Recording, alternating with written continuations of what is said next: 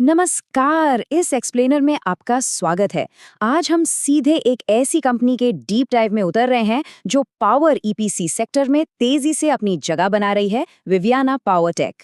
आज का ये पूरा सेशन स्पेसिफिकली इन्वेस्टर्स और इंडस्ट्री वॉचेस के नजरिए पर फोकस करेगा। हम इनकी एग्रेसिव कॉर्पोरेट एक्सपेंशन स्ट्रैटेजी और स्ट्रैटेजिक रोड मैप को डिकोड करेंगे। ये सफर सिर्फ बेसिक रेवेन्यू ग्रोथ का नहीं है, बल्कि अपने ट्रेडिशनल ईपीसी मॉडल को मैन्युफैक्चरिंग और ग्रीन एनर्जी की तरफ एक्सपैंड करके multi gigawatt grid integration credentials हासिल करने की एक बहुत बड़ी और बोल्ड कोशिश है। तो इस एक्सप्लेनर के लिए हमारा एजेंडा बिल्कुल क्लियर है। द प्राइम टर्न की shift, manufacturing and margin control, scaling capacity the BSS, bidding gateway और आखिर में इनका पैन इंडिया एक्सपेंशन और फाइनेंशियल्स। चलिए बिना वक्त गवाए सीधे इन ऑपरेशनल शिफ्ट्स पर आते हैं जो एक्चुअल में इनकी फाइनेंशियल विजिबिलिटी को ड्राइव कर रहे हैं। शुरुआत करते हैं अपने पहले सेक्शन से, द प्राइम टर्न की शिफ्ट, कैप्चरिंग प्रोजेक्ट इकोनॉमिक्स। किसी भी इंफ्रास्ट्रक्चर कंपनी की लंबी कामयाबी इसी बात पर टिकी होती है कि वो मार्केट रिस्क्स को मिटिगेट करने के लिए अपने कोर बिजनेस मॉडल को कितनी अच्छी तरह रीस्ट्रक्चर करते हैं।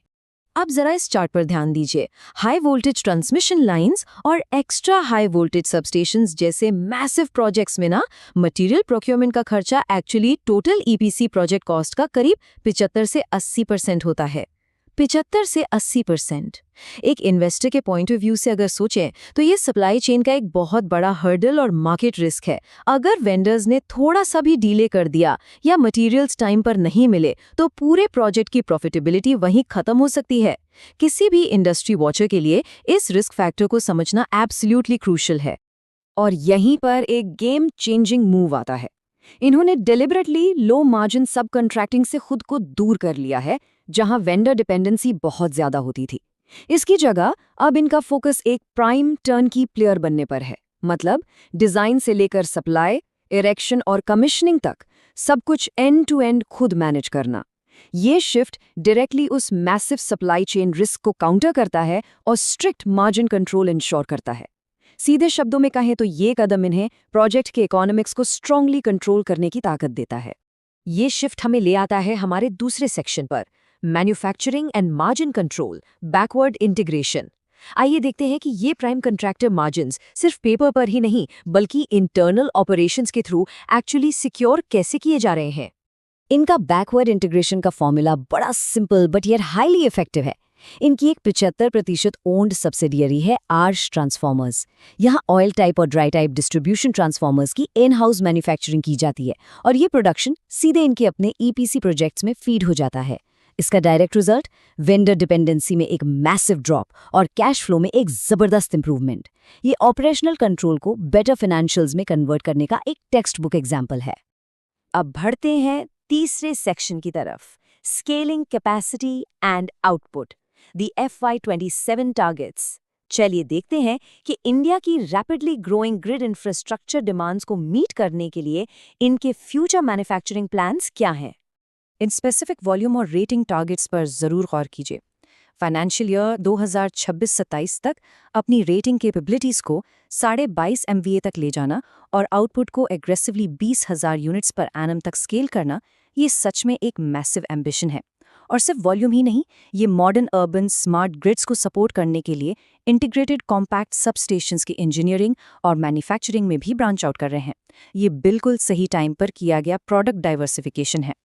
आगे बढ़ते हैं चौथे सेक्शन पर, the BES bidding gateway, next gen technology. ये सेक्शन कंपनी की एक नए और एडवांस्ड डोमेन में स्ट्रेटेजिक एंट्री को हाईलाइट करता है, जो आज के टाइम में फ्यूचर प्रूफिंग का एक बहुत बड़ा इंडिकेटर है।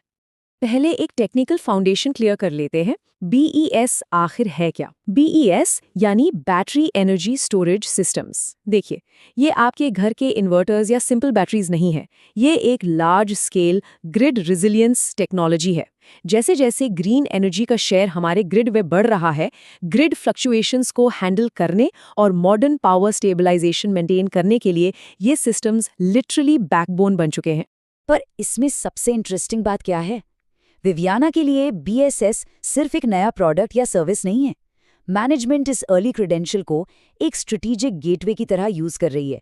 एक ऐसा एंट्री पास जो उन्हें सेंट्रल गवर्नमेंट के 1000 करोड़ के मेगा स्केल पावर टेंडर्स के लिए टेक्निकली क्वालिफाई कराता है। यही वो मास्टर स्ट्रोक है जो इन्हें नए और मैसिव इंफ्रास्ट्रक्चर कॉन्ट्रैक्ट्स के कॉम्पिटिटिव अरीना में खड़ा करता है। और आखिर में section 5, pan India expansion and financials, forward visibility. अब वक्त आ गया है इन सारी इंजीनियरिंग, मैन्युफैक्चरिंग और टेक्नोलॉजिकल बातों को कंपनी के एक्चुअल बॉटम लाइन और फाइनेंशियल हेल्थ से कनेक्ट करने का, क्योंकि end of the day numbers don't lie. अगर हम इस ज्योग्राफिक टाइमलाइन को ट्रैक करें तो इनकी ग्रोथ का ट्रेजेक्ट्री एकदम क्लियर और इंसाइटफुल है। एक regional Gujarat centric EPC provider के रूप में शुरुआत, फिर क्लीन एनर्जी एमओयू साइन करना और अब तेजी से एक fully diversified national infrastructure player बनने की तरफ आगे बढ़ना। ये ट्रांजिशन दिखाता है कि इनका पैन इंडिया फुटप्रिंट कितनी सॉलिड पेस पर एक्सपैंड हो रहा है। अब सीधे फाइनेंशियल्स पर आते हैं। मैनेजमेंट ने एक बहुत ही स्ट्रॉन्ग और clear forward revenue visibility set की है। FY26 के लिए 550 करोड़ और FY27 के लिए 850 करोड़ का टारगेट। ये कोई नॉर्मल स्टेडी ग्रोथ नहीं है, ये पूरी तरह से एक्सपोनेंशियल रेवेन्यू गाइडेंस है। इंडस्ट्री एनालिस्ट्स और इन्वेस्टर्स के लिए इन मैसिव फाइनेंशियल ट्रैजेक्टरीज को ट्रैक करना बेहद ज़रूरी है, क्योंकि ये इनके उन्हीं कैपेसिटी एक्सपेंशंस और नए बिडिंग गेटवेज का डायरेक्ट फाइनेंशियल आउटकम है। और फाइनली इस मैसिव नंबर को देखिए, 2448 करोड़ रुपए। ये उन क्लीन एनर्जी एमओयूज की वैल्यू है जो गवर्नमेंट ऑफ गुजरात के साथ साइन किए गए हैं। कंपनी के पास पहले से ही 1400 करोड़ से ज्यादा की एक बहुत ही सॉलिड फॉरवर्ड ऑर्डर बुक है, और ये नए एमओयूज उस ऑर्डर पाइपलाइन को लिटरली सुपरचार्ज कर देते हैं। लॉन्ग टर्म रेवेन्यू विजिबिलिटी यहाँ बिल्कुल क्रिस्टल क्लियर नजर आती है। तो इस पूरे एक्सप्लेनर को रैप अप करते हुए एक बहुत ही बड़ा सवाल सामने आता है। इन मल्टी गीगावाट क्रेडेंशियल्स और इस अग्रेसिव बैकवर्ड इंटीग्रेशन स्ट्रैटेजी के बेस पर क्या ये ट्रेडिशनली रीजनल प्लेयर अब सच में नेशनल ग्रिड को डोमिनेट करने के लिए पूरी तरह से तैयार है? ये अनडाउटली एक ऐसी कंपनी है जिस पर आने वाले वक्त में हर इंफ्रास्ट्रक्चर मार्केट वॉचर की गहरी नजर रहेगी। आज के इस एक्सप्लेनर में हमारे साथ जुड़ने के लिए बहुत बहुत शुक्रिया।